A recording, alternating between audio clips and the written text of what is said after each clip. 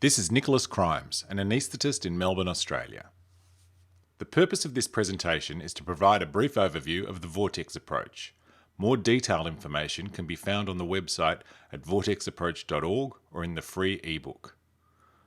Although technical competence and planning are crucial to effective airway management, it is well recognised from simulation, case reports and audits of clinical practice that even well-prepared airway experts can fail to perform basic interventions under stress. The major airway algorithms tend to be anaesthetically focused and deal exclusively with the situation where the primary desired airway is an endotracheal tube, usually overlooking the common situation in elective anaesthesia where it might be a supraglottic airway or even a face mask. They are also often context-specific, providing different algorithms for adult, paediatric, obstetric, and other patient populations. The result is that while these resources are valuable training tools to consult prior to initiating airway management, they cannot be directly applied to many clinical situations and are often too complex to be referred to during the process of managing an airway emergency. In contrast, the Vortex is designed to be used in real time during an evolving airway crisis, independent of context or the background of the clinicians involved.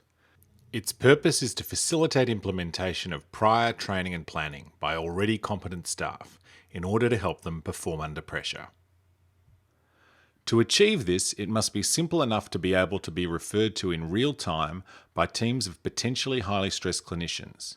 It must be flexible enough that the same tool can be applied to any situation in which the need for advanced airway management might arise, and ideally it should also be universal, so that the same tool can be used by all clinicians involved in advanced airway management, irrespective of critical care specialty or whether they come from a medical, nursing or paramedical background. The Vortex is based on the premise that the use of a face mask, supraglottic airway or endotracheal tube are the only techniques by which alveolar oxygen delivery can be established using the anatomical conduits of the upper airway. If a best effort at each of these upper airway lifelines is unsuccessful, then a can't intubate, can't oxygenate or CICO situation exists. In this circumstance, the creation of an artificial passage between the front of the neck and the trachea is the only option remaining to restore alveolar oxygen delivery. The Vortex approach refers to this emergency procedure as CICO rescue. Inability to establish alveolar oxygen delivery following a best effort at any lifeline mandates spiral movements towards the centre of the Vortex tool. The circular arrangement of the three lifelines means that airway management can commence with any one of them and move between the others in any sequence according to clinician preference in a given context. If completed best efforts at all three lifelines are unsuccessful, then this culminates in arrival at the central zone of the Vortex tool, signifying the need to initiate CICO rescue. Conversely, if any lifeline is successful, this is depicted by outward movement into the green zone. The green zone is defined as any situation in which adequate alveolar oxygen delivery can be confirmed. The green zone is also visible at the centre of the tool, signifying that when completed best efforts at all three lifelines are unsuccessful, CICO rescue also provides a mechanism for alveolar oxygen delivery and is a path to safety for the patient. The circular graphic on the tool is intended to represent looking down into a funnel. In this lateral three-dimensional view of the Vortex, the sloping sides of the central area of the funnel, where alveolar oxygen delivery cannot be confirmed, emphasise that this is an unstable situation where the team must keep moving forward to efficiently establish alveolar oxygen delivery if harm to the patient from hypoxia is to be avoided. The narrowing of the funnel reinforces the diminishing time and options available as repeated attempts occur, and the inevitability of needing to progress to CICO rescue if best efforts at all three lifelines are unsuccessful. The deepening blue at the centre of the tool alludes to impending cyanosis if alveolar oxygen delivery is not restored. In the three-dimensional image, it can be seen that the green zone surrounds the funnel, making it visible at both the perimeter and centre of the circular overhead view. In contrast to the sloping surface of the funnel, the green zone is composed of tiers of horizontal rings, reinforcing that entry to the green zone at any level represents a situation of relative safety that presents the team with the opportunity to pause in order to reoxygenate the patient, assemble resources, and make a plan.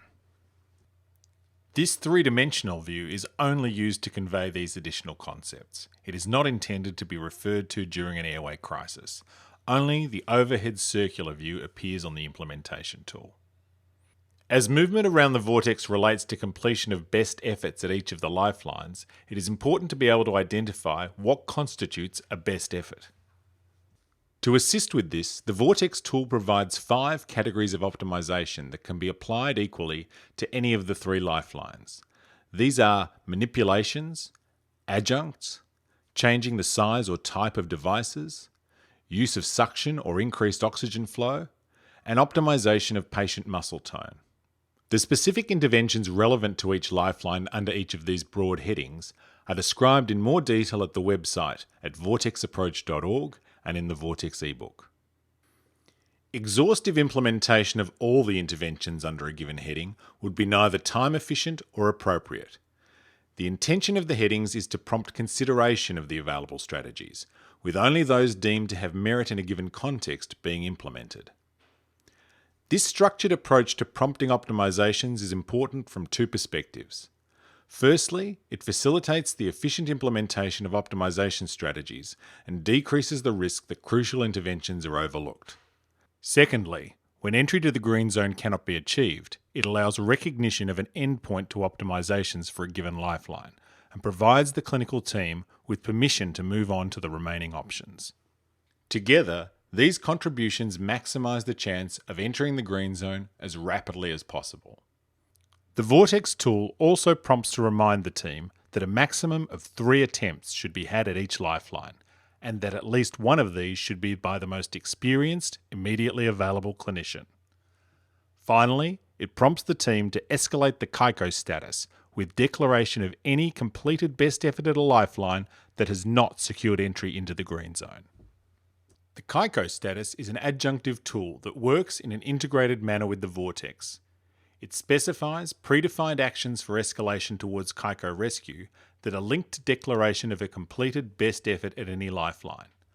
The KICO status may also be discretionally escalated according to other clinical criteria, but should not reach go unless completed best efforts at all 3 lifelines have been unsuccessful.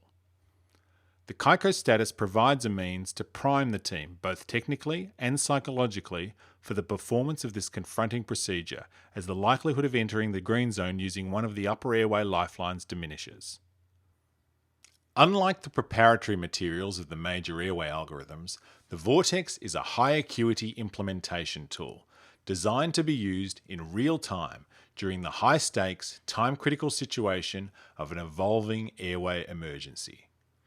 It should not be viewed as an alternative to the major algorithms, but as a complementary tool to facilitate implementation of the management guidelines outlined by these resources.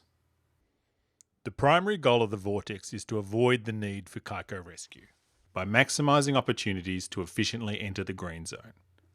It also encourages priming for KICO rescue as the situation deteriorates, as well as recognition of the need to initiate KICO rescue in the rare circumstance where entry to the green zone cannot be achieved following best efforts at all 3 lifelines. The Vortex provides an approach which can be used consistently, not only during emergencies, but also during routine airway management, as a format for airway planning, and for training. The ability to use a consistent template in all these contexts reinforces the Vortex model, and makes it more likely that it will be able to be recalled during the stress of an airway crisis. As such, the Vortex approach is not just an approach to the difficult airway, but to airway management in general. More information on the Vortex, including videos, an ebook, and other resources, is available for free at vortexapproach.org.